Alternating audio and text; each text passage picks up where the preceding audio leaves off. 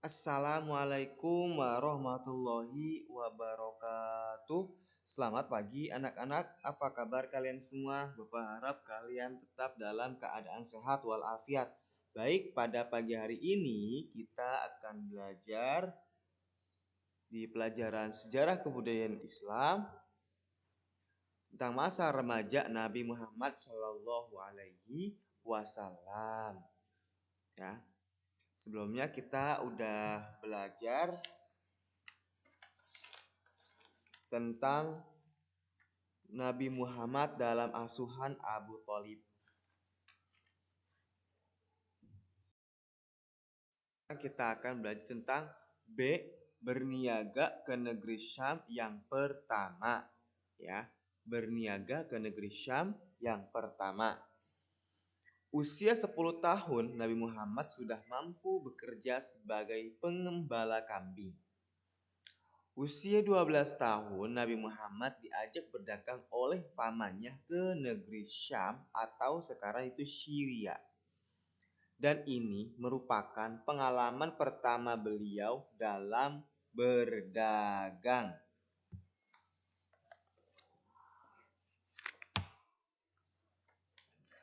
Beliau sangat gembira walaupun harus melewati padang pasir yang panas dan lereng-lereng bukit yang terjal.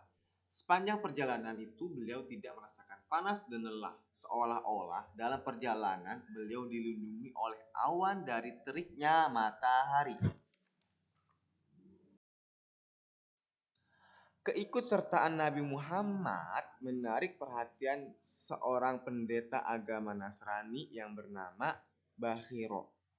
Bakhiro sangat memahami isi kitab Injil dan Taurat. Nah, ketika sampai di kota Basrah, pendeta itu pun mendekati Abu Thalib dan menanyakan anak yang ikut bersamanya. Cerita singkat antara Abu Thalib dan pendeta Bakhiro. Pendeta Bakhiro menemui Abi Thalib dan menanyakan anak yang ikut bersamanya itu. Apakah hubungan Tuhan dengan anak itu? Tanya pendeta itu sambil menunjuk kepada Muhammad. Abu Thalib menjawab, iya, anak saudaraku. Ayahnya telah meninggal sebelum dia lahir dan ibunya meninggal sewaktu dia masih kecil. Ya, Tuhan benar, kata pendeta Bakhiro. Kemudian ia berpaling kepada Muhammad dan berkata, demi Allah, ceritakanlah kepadaku, pernahkah malaikat datang kepadamu? Maka Muhammad pun menceritakan pengalamannya ketika didatangi oleh malaikat sewaktu ia mengembala kambing di desa Sa'diyah dulu. Mendengar cerita itu, pendeta Bakhiro berkata, bolehkah aku melihat tanda di bahumu?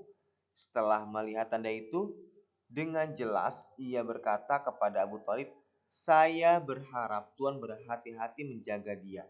Usahakan agar jangan sampai diketahui oleh orang-orang Yahudi, karena mereka telah sering membunuh nabi-nabi sebelumnya. Abu Thalib menjadi sangat khawatir. Jika yang dikatakan pendeta itu benar, tentu Muhammad keponakannya itu sedang dalam bahaya. Maka setelah menyelesaikan urusan dagangnya di negeri Syam, Abu Thalib segera membawa Muhammad pulang ke Mekah. Setelah pulang berdagang dari Syam, Muhammad semakin giat membantu pamannya bekerja.